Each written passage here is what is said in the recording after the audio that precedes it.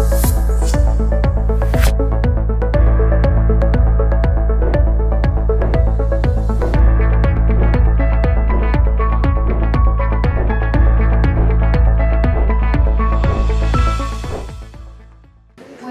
tardes a todos. El doctor Pak Tee Ng es decano asociado en aprendizaje del liderazgo. Además, encabeza el grupo académico de estudios en políticas y liderazgo del Instituto Nacional de Educación en la Universidad Tecnológica de Nha Ninh en Singapur. Las áreas principales en las que se desempeña como maestro, investigador y consultor en dicho instituto contemplan las materias de liderazgo educativo, políticas educativas, organización del aprendizaje, administración del cambio y administración del conocimiento. A su vez, se desempeña como editor ejecutivo de investigación educativa para las políticas y la práctica, la revista científica de la Asociación en Investigación Educativa de Asia y el Pacífico. Es autor de Aprender de Singapur, El poder de las paradojas, próximo a ser publicado en idioma español, por el Crefal, por cierto. Good afternoon, everybody. Hi, Sergio. All right, it is good to meet everyone, and I understand that it has been a day for you. So, should I start talking to you about Singapore? Should I begin now? Yes, please begin. Okay. So thank you very much for inviting me here, and I thank Sergio, my friend, for inviting me to meet with everybody. So today what I'll do is to tell you about the Singapore story. Now understand that during this conference, you have heard from many countries, including your own, as we share about the stories of education reform. I will tell you about the Singapore story, and it is important for me to say at the start that I think recently Singapore has become famous in education, probably because of our results in the international arena, PISA, polls, terms, so on and so forth. So Singapore ranked first or second or in these international league tables. However, I think for us, these results are not our report card. It is a very good reference, but it is not what we aim to achieve. If you in the audience feel that Singapore has a good education system, then as a Singapore educator, I thank you very much for thinking that way. That's provided you really do think that way. But as a Singapore educator and as an educator together with you, I think we all know that education is not so simple and straightforward. Our reform process is also very difficult. We have our successes, we have our challenges. And even today, I would say that we have not really arrived at where we would like to be. Although it may look good on the outside, only we on the inside, and as educators, we know that there are a lot more challenges than we have answers for. But I'll be happy to share with you our story. I think it is important for us to realize that Singapore is a very small place. It is unlike your countries that are very big. Singapore is very small. So where is Singapore as a start? So it is of course very far away from where you are. We are about 14 hours of time difference between us. So I'm on the other side of the globe. Singapore is a very small place, but if you will, if you track, if you want to have a geographical location of roughly where Singapore is, there are two large land masses on the other side of the globe. On top, on the north, is called China. At the south, is called Australia. These are the two very big land masses. If you draw a straight line from China, somewhere the center of China, to the center of Australia, roughly where that straight line cuts the equator, that's roughly where Singapore is. So Singapore is a very, very small country down there. So by very small, I mean something like that. It is only less than 50 kilometers across, and less than 40 kilometers from top to bottom. So imagine Singapore as an oval-shaped island. Singapore is less than 50 kilometers this way, and less than 40 kilometers that way. So if you're in a very big country, like Mexico, where you are at, in a very big country, if you drive for 1 hour in a straight line, where would you be? You will be nowhere. You have not reached anywhere. In Singapore, it is almost impossible to be able to drive in a straight line for 1 hour at just 100 kilometers per hour. We are so small that if you can do that, you will drop into the sea. Your car will just drop into the sea, no matter where you are. We are that small. And that is why we don't understand what is the meaning of domestic flight. We don't understand. Only you guys have domestic flights. We don't. The moment a plane takes off, it's in another country. So we are a very small system. We have roughly about 400 schools. And I say 400 just to make it sound better. We have less than 400 schools in total. Now, given such a small country, one of the reasons why we are successful is precisely because we are small. So maybe we are much easier to manage. In many big countries, it is much harder. So I cannot claim, and I will never say that Singapore is a good model for other countries. I don't think we are. But there might be just some lessons that we may learn from the Singapore story, from what Singaporeans have gone through, which is the reason why recently I have written a book called Learning from Singapore, The Power of Paradoxes. Have they shown you a slide of that book? So I'm going to talk about what I've written in that book, the Singapore story, to you. Now, learning from Singapore, the power of paradoxes, is not really asking the world to learn from Singapore. The book actually brings to the world the learning from Singapore. What Singapore has learned over 50 years of education reform. We gained our independence in 1965. So we are just 50-something years old as a country. So it's a very small and young one. And it is not like what we have today. So when we started, our education system and the whole country actually was in poverty. So when we gained our independence, at that point in time, Singapore was a very small place. We have no resources because it's so small. So we do not have natural resources. We don't have oil. We don't have timber. We don't have space for agriculture. And at that time, there were a lot of social unrest, unemployment. Our literacy rate was very low, and the school system was very poor. So we did gain our independence as a country. And at that time, one of the most important things that we tell ourselves is this. It is very important for us to build a country, and we have to put down our differences, regardless of race, language, or religion. And then we have to focus and concentrate on educating our people, because education is then the only way that our country will do better. So we put a lot into education.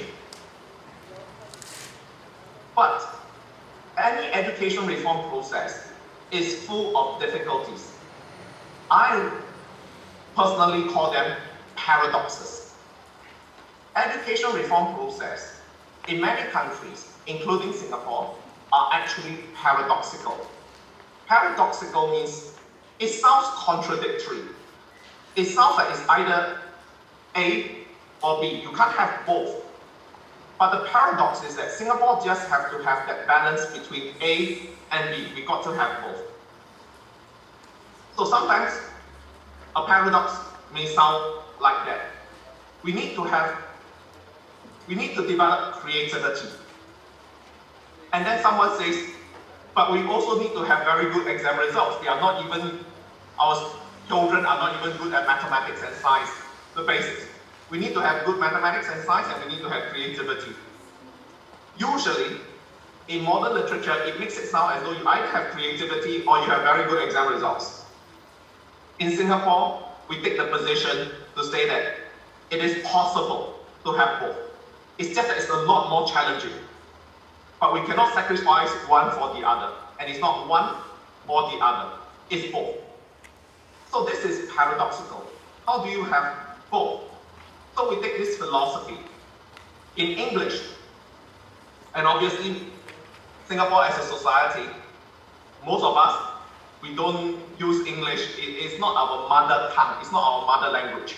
It's not our main, it is our language of business, but it is not our language that we speak in the family. Or that by race, we are not Americans, or are we British? We are Singapore people. And by race, we are either Chinese, Malay, Indians, or so on and so forth. So in English, there is this phrase called oil and water, they do not mix. And we understand what that means. But in Chinese cooking, in fact, in all cooking, oil and water, we mix them all the time. And so that is a very important philosophical position.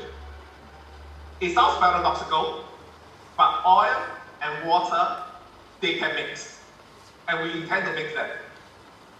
So, the paradoxes in Singapore helps us to reform our education system from one in which our schools are very poor in terms of standards and everything else to what we have today. So I'll describe these paradoxes. They are all in the book, but I'll describe them briefly now. The first paradox is called timely change and yet timeless constants. Timely change and yet timeless constants. So Singapore is a place in which we are always talking about education change. And yet all the time, we need to keep certain things unchanged. So if you come to Singapore, visit Singapore, talk to Singapore teachers, sometimes you will hear them saying something like that. They'll say, oh, we are changing all the time. We are changing all the time.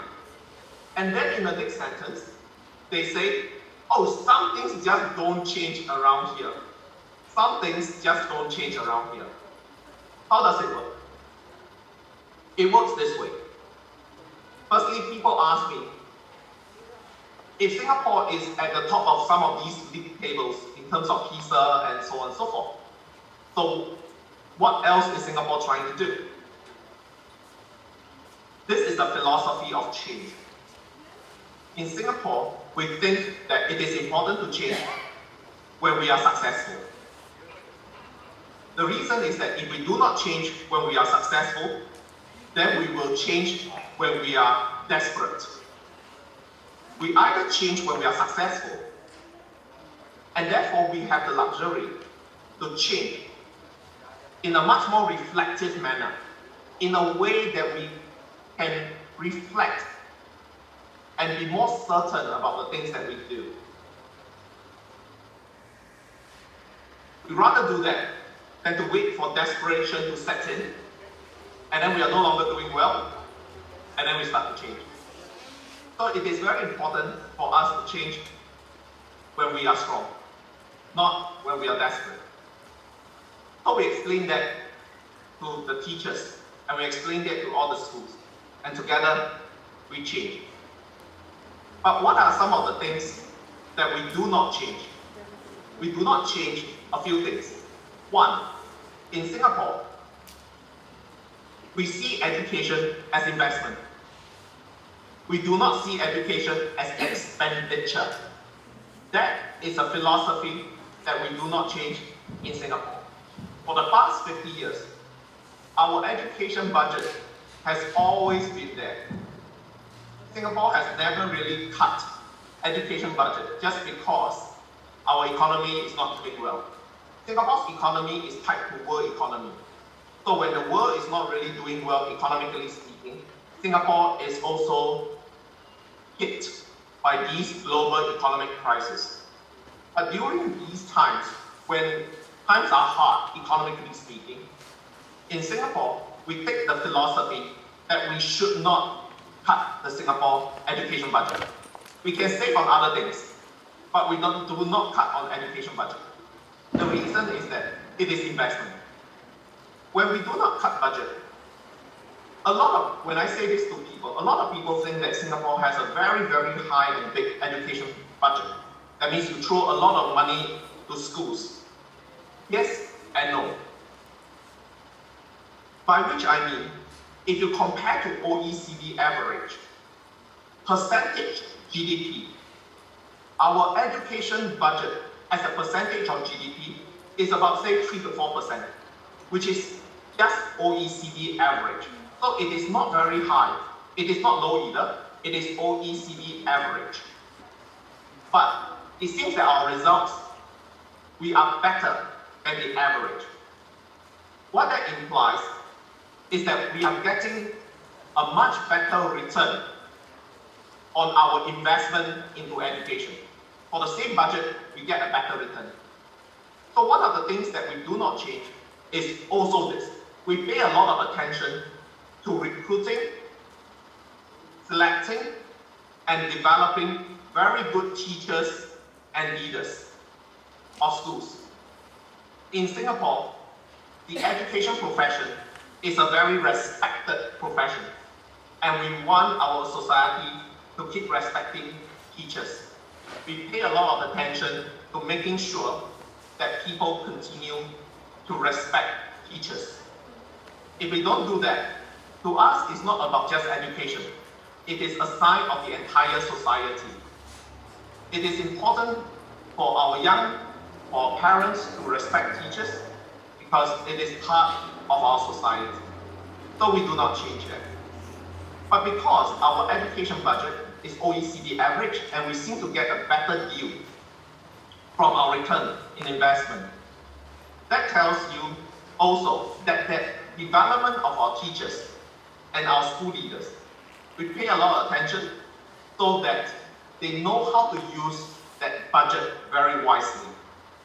That money, more importantly, is that it is consistent. Year after year, teachers, principals of schools, they do not need to worry that next year they are going to face a big budget cut. And therefore, it is important for them. It is important for us as educators so that we can plan ahead and be assured that the budget is going to be there.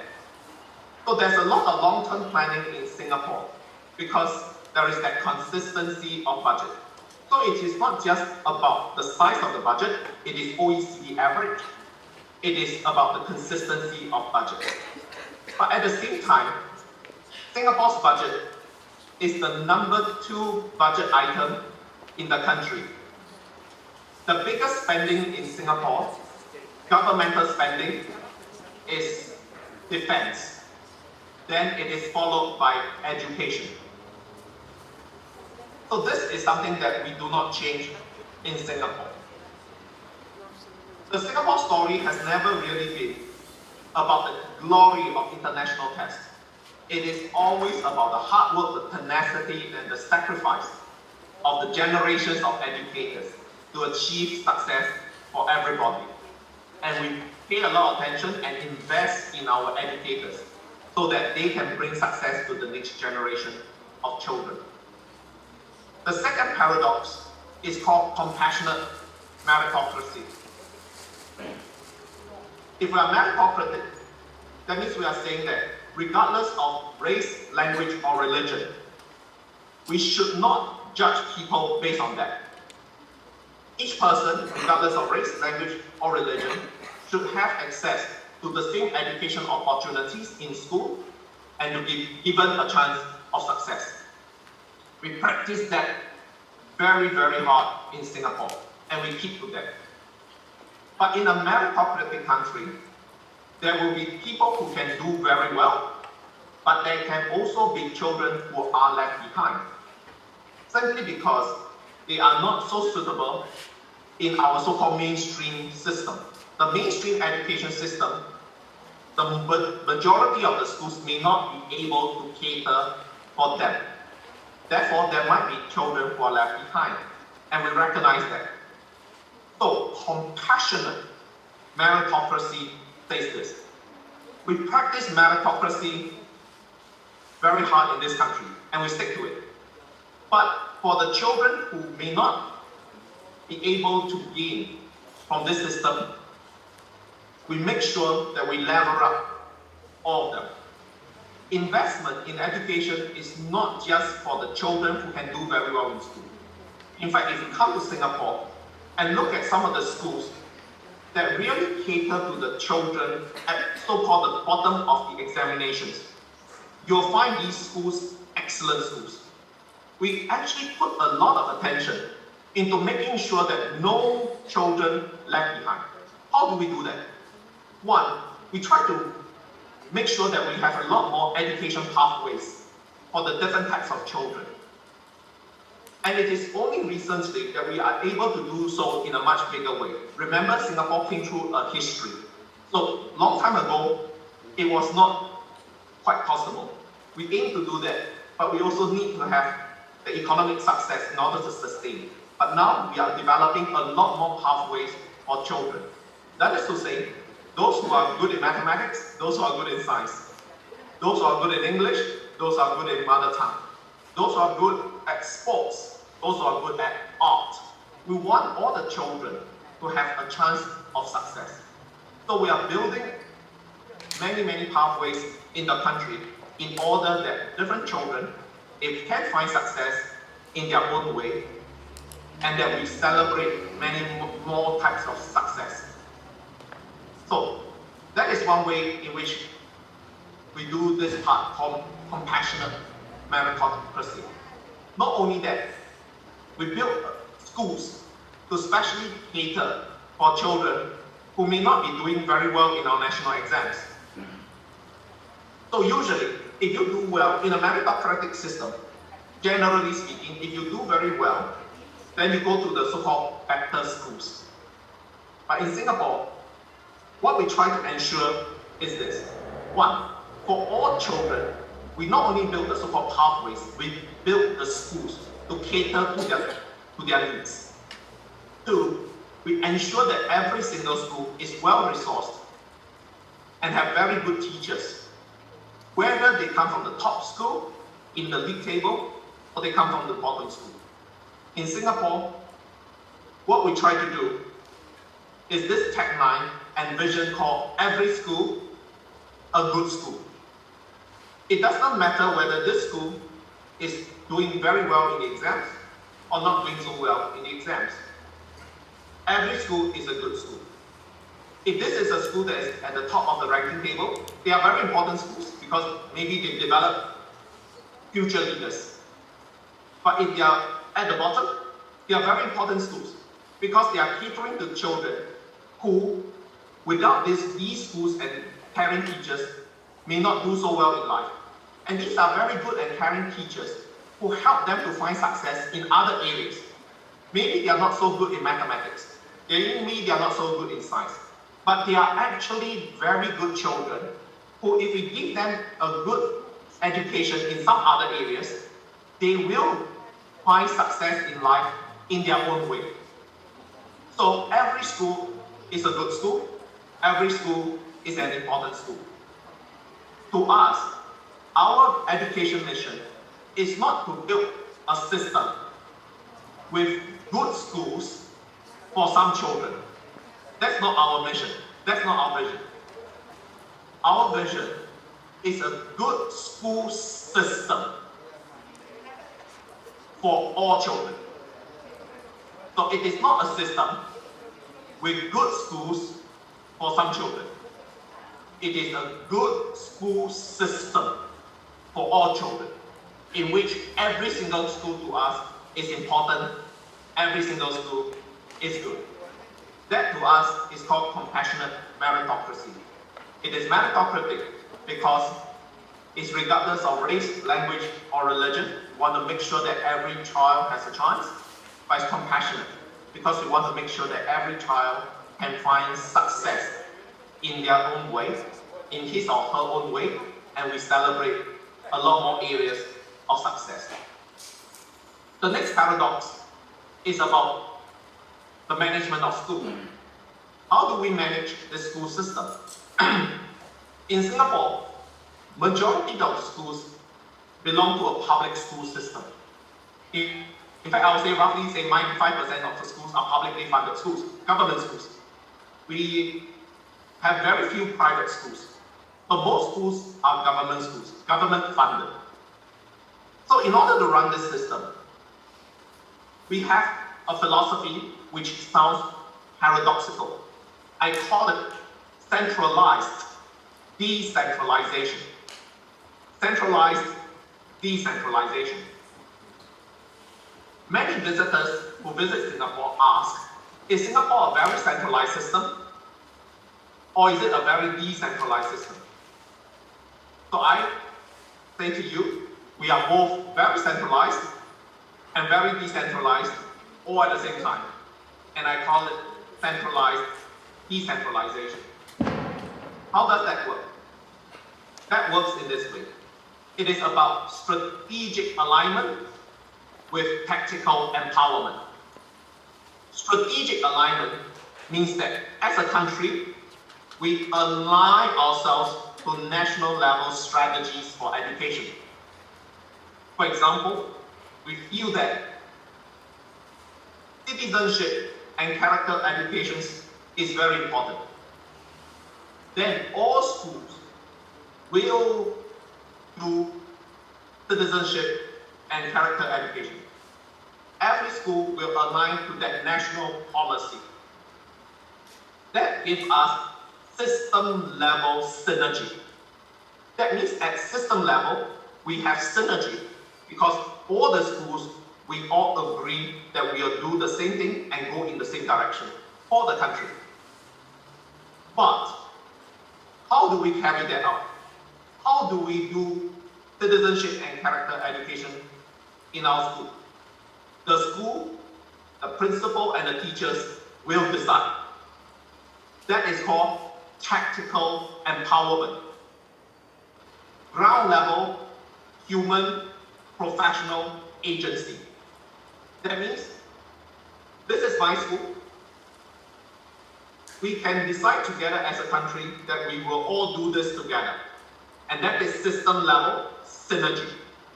But in my school, how I do it, I have to make my own professional judgment.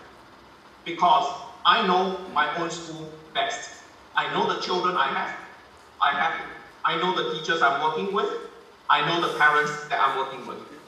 So in Singapore, it is both very centralized and very decentralized. Centralized strategic alignment allows national level synergy. Then we are very decentralized. Tactical empowerment. How each school does it, each school will decide. And that is therefore that professional agency to be exercised by the principals, by the school teachers. That is called centralized decentralization. The last paradox, a fourth one that I'll share with you, is called teach less, learn more. What is the meaning of teach less, learn more? To us, it starts with a recognition that many education reforms is about changing structures in the education system. But when we change policy, we change structures. We may or may not change curriculum and pedagogy. What happens inside the classroom? But to us, even if we were to change a lot of things in the system, but we fail to change the teaching and learning in the classroom, the education reform is just at the surface level. It doesn't reach into the class level, and therefore it is still not that beneficial to the children. When you ask the children, what do you like? Some children say, I like mathematics. Then you ask the child, why do you like mathematics? It is about Mr. So-and-so, or it is about Mrs. So-and-so, or Madam So-and-so. You seldom hear a child say that, I like mathematics because I just naturally love mathematics. A lot of times, if they do like a subject, it is because they like the teacher. It makes a lot of difference. Whether the teacher is dead or alive, interesting or not interesting, able to explain to a child, not able to explain to a child, able to make lessons come alive, or actually bore them to death, it makes a lot of difference. Therefore, to us, our education reform is not just about systems and structures. It's about really getting the teachers to do two things. One, encourage them to reflect on what, how, why of curriculum, teaching and learning. Why are we teaching what we are teaching? What are we really teaching? What are they learning? How are we doing? So that it makes them interested, makes the children interested. We ask the teachers, the school principals, to reflect on such issues. Then, we get them to ask this question: how do we help our children to be truly engaged learners? So one of the things that we tell our teachers is, children, they don't experience policies. They experience their teachers. Let me say that one more time. Children don't experience policies. They experience their teachers. So no matter what policy is being announced, the next day, when it comes to lesson, the children won't know what policy has been announced. To them, it's whether the teacher is dead or alive, interesting or not interesting. So to us, children, in order to get them to learn, it is very important for us to look into our pedagogy, our curriculum, what we teach, how we teach. So teach less, learn more is this effort that says to the teachers. Singapore teachers are very conscientious. We are all very hardworking, but we tend to teach a lot. We tend to teach a lot. And when the children, they can't learn very well, what we'll do is that we will just stuff more and more things into them. Teach, and more teaching, and more teaching. And we think that by teaching a lot more, the children will learn a lot more. Now we are saying, let's think again. If we actually teach less, but teach better, children will learn more and learn better. If we teach less, but teach better, children will learn more and learn better. That's what we have been emphasizing to our teachers. Instead of always asking, how can I teach more?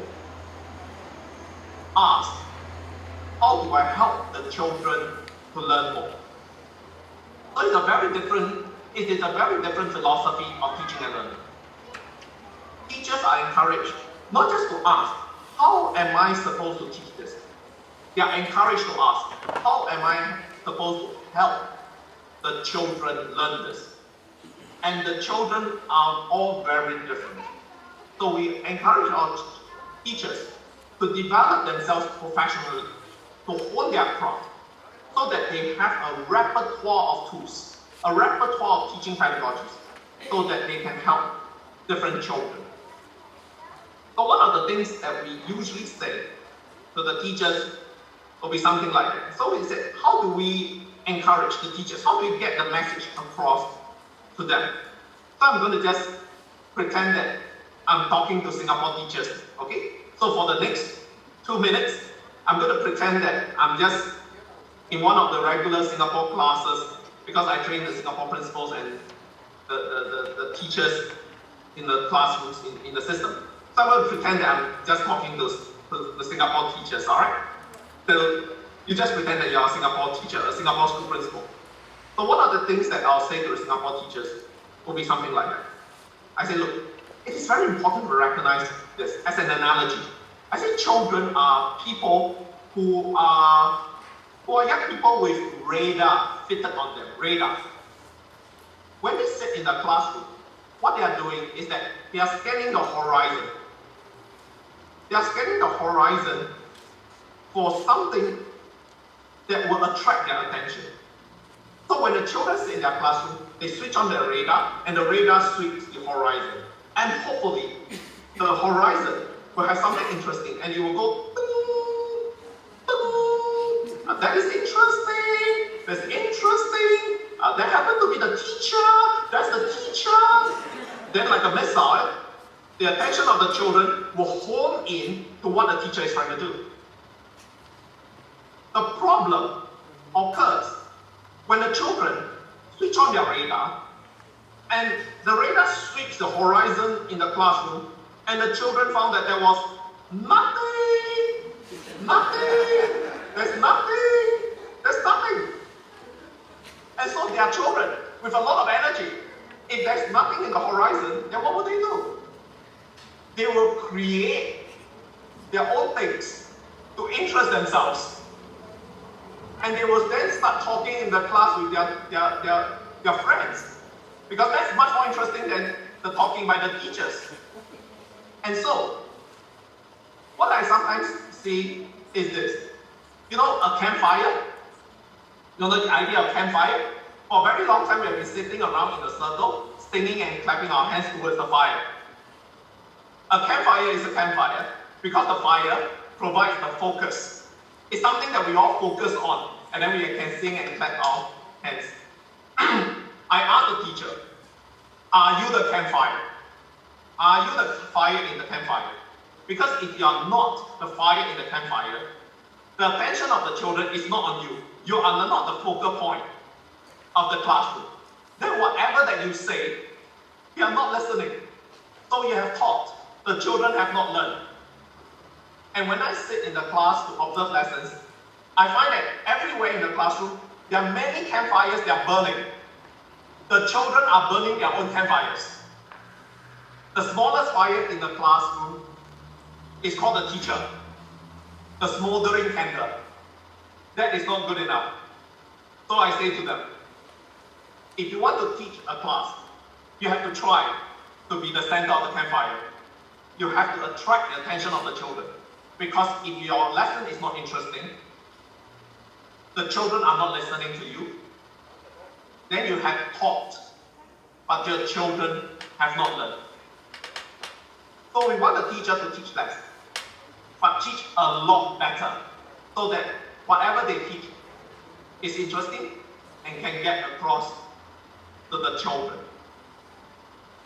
So we find that we tell our teachers, don't always assume that when the children are doing their own things, that it is a classroom management problem.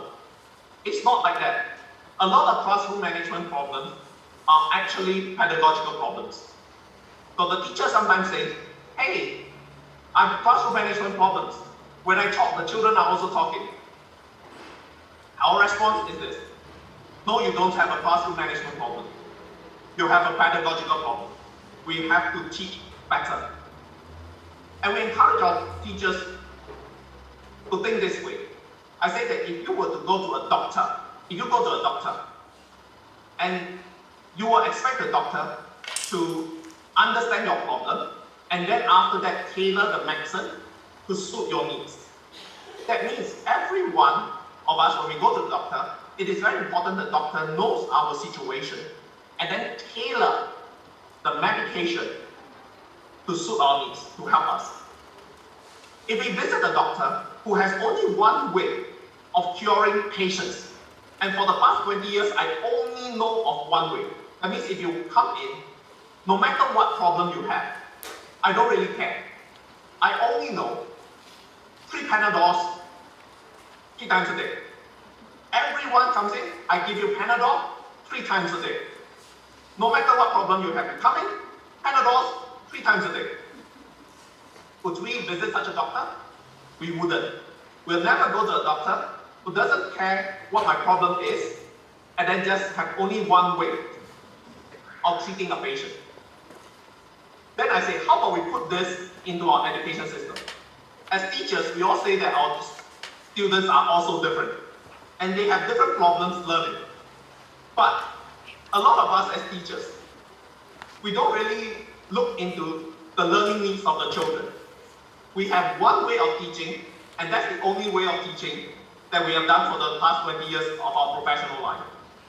I say that is not good enough. It is important for all teachers to be able to continue to hone our craft so that we get better and better at it. Hone our craft is part of the professionalism of our teachers, and honing our craft and continuing to be better is part of our national mission. So I share with you, and I have shared with you the 4 paradoxes of Singapore. Let me repeat them. Timely change, timeless constants, compassionate meritocracy, centralized decentralization, teach less, learn more. But I think the most important thing about the Singapore story is perhaps this. In our country, educators are nation builders. They are not just teachers. They build the nation together. And therefore we hold our teachers in high esteem and we make sure that our teaching profession is a very respectable one. For us, education is our human enterprise of paying it forward. 50 years ago, slightly more than 50 years ago, when Singapore gained its independence, it was a very difficult situation. Today, we can use English to communicate with the world. That's because more than 50 years ago, we decided that we are going to use English to teach mathematics and science. We adopt the policy of bilingualism. That is to say, it is fair to all races that regardless of your family language, all races, when we come to school, we will use English to teach mathematics and science. And then each of us will still learn our mother tongue. So if you are Chinese, you learn Chinese. If you are Malay, you learn Malay. If you are Indian person, you learn Tamil language, and so on and so forth. But you use English for mathematics and science. That's firstly for fairness, to build a country. And secondly, it is also an international language. And that is for commerce as well. So to us, that is very important. But at that time, how many teachers can really use English to teach? Almost none. Because when we gain our independence, all the different races are using their own language to teach. That means a teacher of mathematics could be using Chinese, Malay, or any other languages to teach mathematics or science, but not in English, because we are not conversant in English in the first place. But because of national needs, our teachers are retrained to use English to teach mathematics and science. We may not understand how difficult that was, but today, I think most of us will understand, because English is not our natural mother tongue, is it? But for work, we need to use it. If now English is the language to teach mathematics and science, I think it's a very different story. And our English language standards 50 years ago were so low. So our teachers went through a lot in order to be able to do that on behalf of the country. How do I know? Because my own father, who is now a retired teacher, of course, my own father was a mathematics teacher, was a Chinese language medium. That means he taught mathematics in Chinese. But for the sake of country, because of the lack of science teachers, he was converted to teach science at a secondary school using English. Can I say that again? He was a Chinese language mathematics teacher and converted to teach science at a secondary school in English. He almost died in the process. It was so difficult, but our teachers persevered. So to us, education is this. One generation will do the sacrifice for the next generation. And every generation of teachers will always pay forward to the next generation. We benefited from one generation, we pay forward to the next generation. and therefore our educators are our nation builders. This is the Singapore story. It's not about the glory of international tests. It is about the tenacity, the sacrifice, and the willingness to go through change of our educators. So thank you very much. That is all I have to say to you all, and I'm most happy that you want to ask me some questions or to break for the day. So thank you very much. Thank you.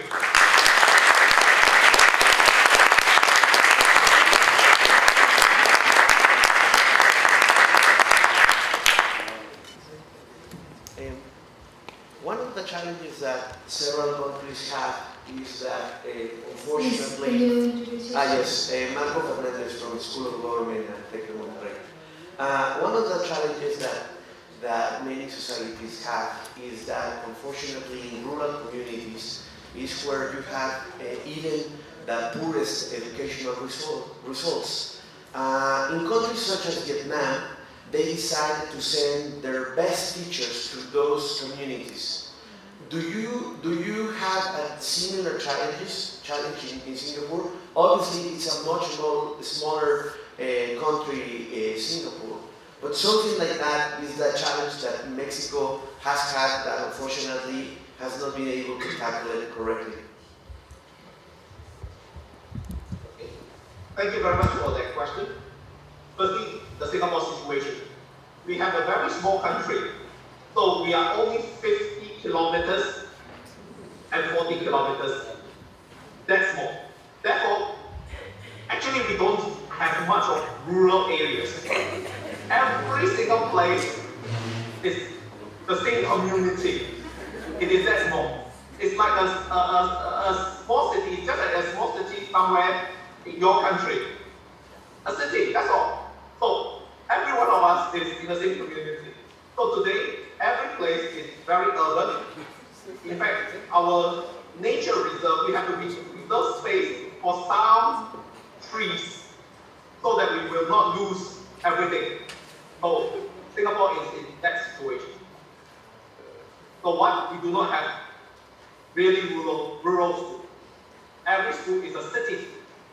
However, I think there is a philosophy in Singapore, and that is with some extension applicable. It's not the same thing, but with some extension applicable to a much larger country is this.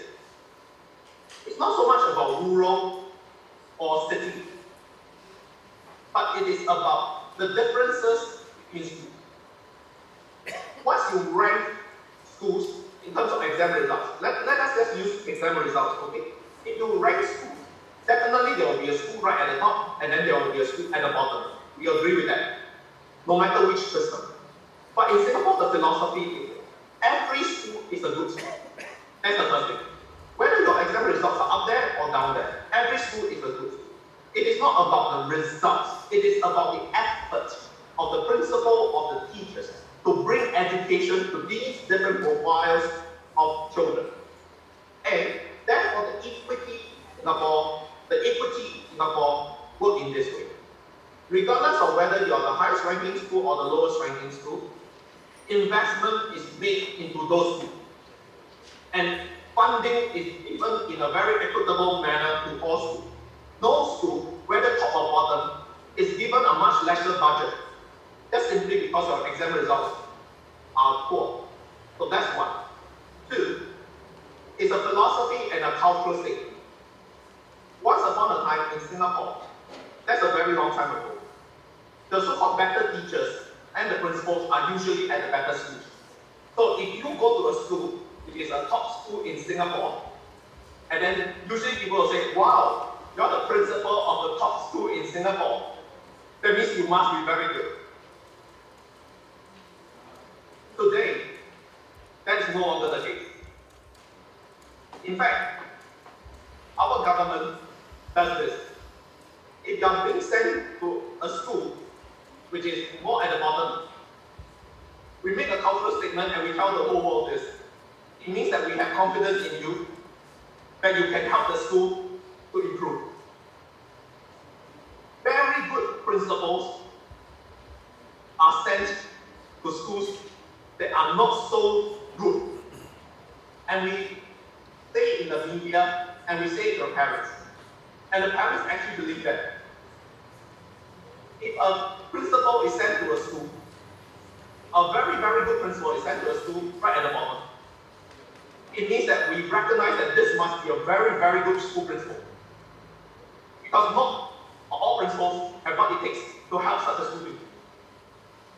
And therefore, today, we have a situation, to me, a happy situation as an educator. It is not necessarily that the top schools in Singapore have the best teachers and the best school principals. No. In fact, now, the ones that are at the bottom, we send very good principals there, and we send very good teachers there, because we are very sure that these people can help the children to improve. If you use that philosophy, then it's the same whether you are city or rural. The equity is important, and we must help everyone to find success, because they are all our children. So let's send some of the very good people to the rural areas as well, and support them, so that the children in the rural areas will gain success. So that would be my interpretation. Thank you. Thank you. Do we have another question? Yes. Thank you very much, Carlos Neves from Crefal.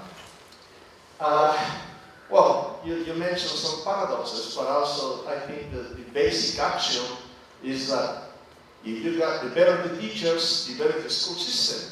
And that's an axiom, that is the starting point. I read, I don't remember exactly, but I think in Professor Raymer's compilation of the lectures from Singapore, that everyone praises the teachers in your country.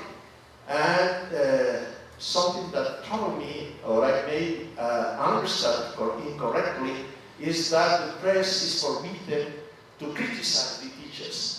Is that correct?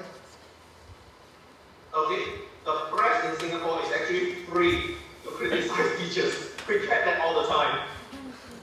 However, I will probably say this. I think in Singapore, somehow culture, it is in the culture, is that it is much more balanced.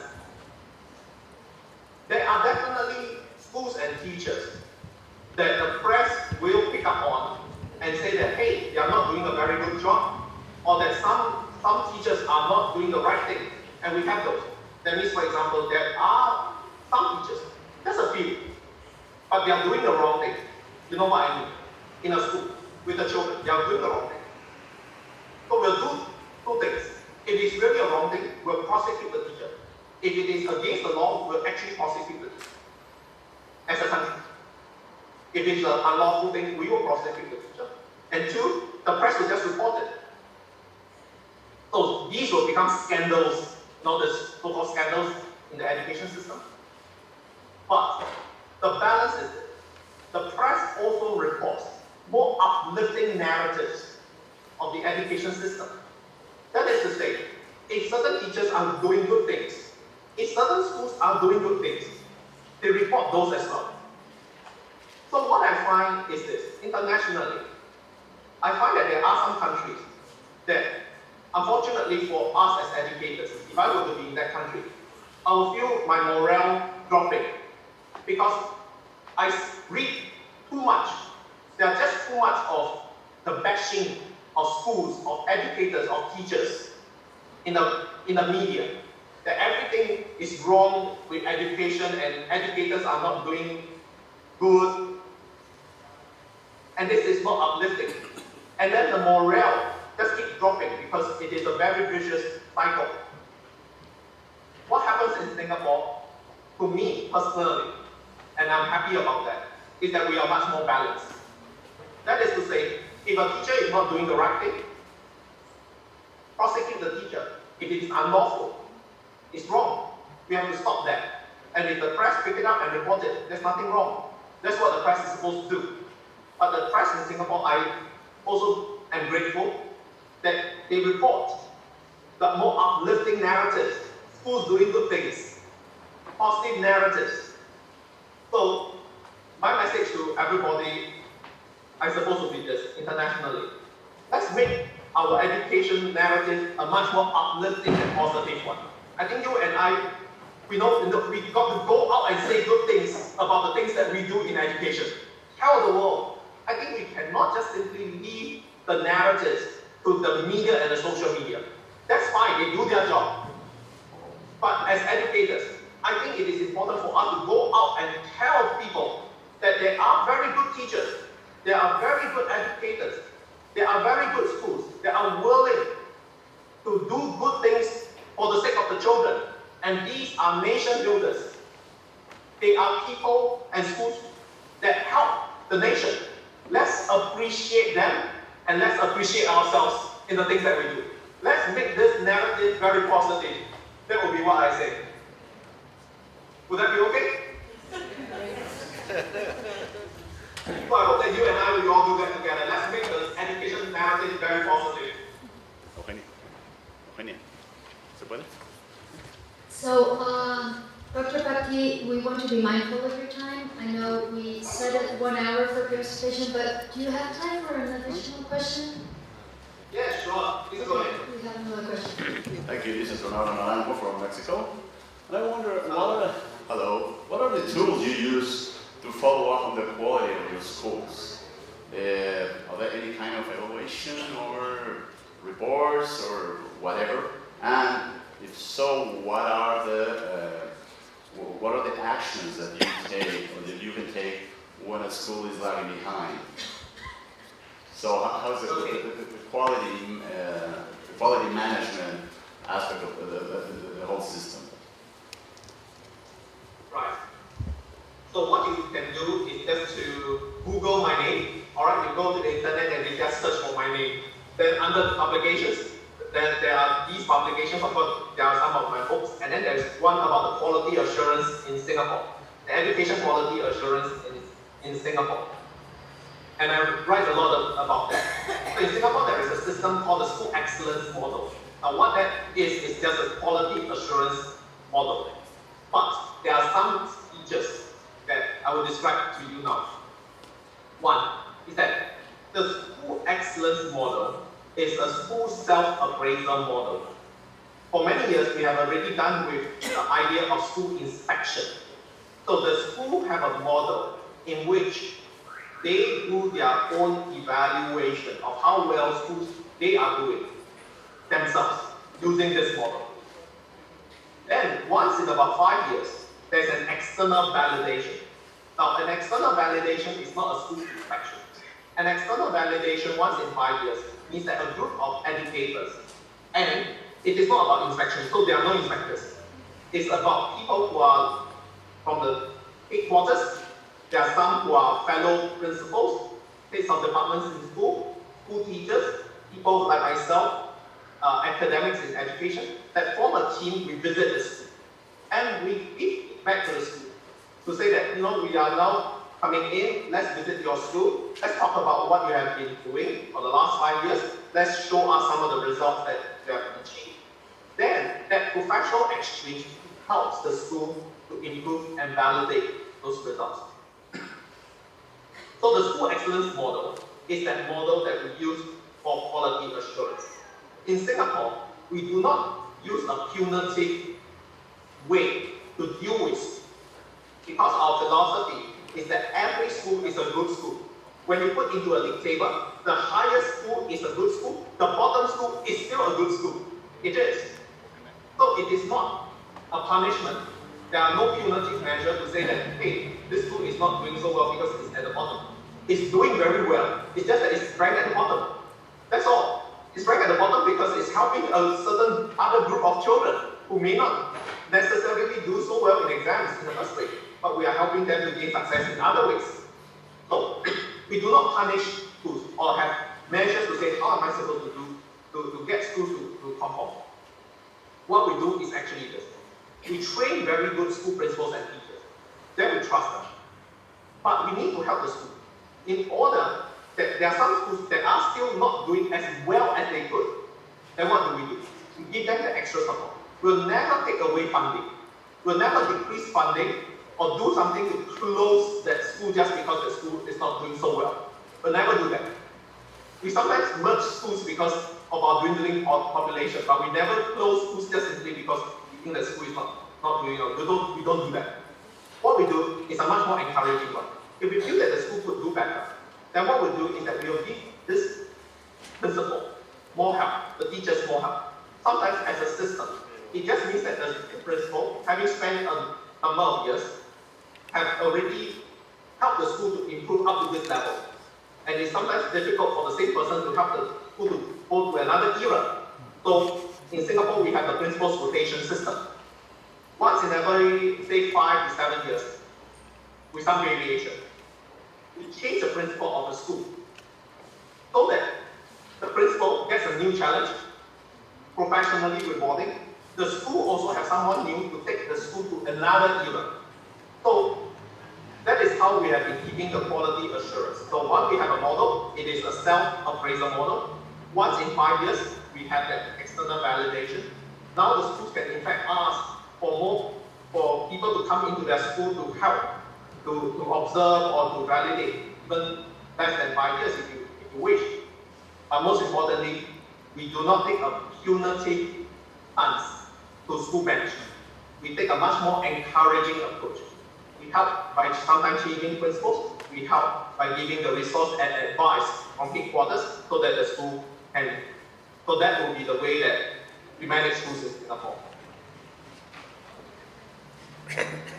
Thank you. So I think we ran out of time, and we appreciate very much your participation in the seminar. It's been enlightening. And on behalf of Crefal, Dr. Sergio Cárdenas, we want to thank you and hopefully continue this conversation in other formats or contexts. Thank you very much. Okay, thank you very much, everybody.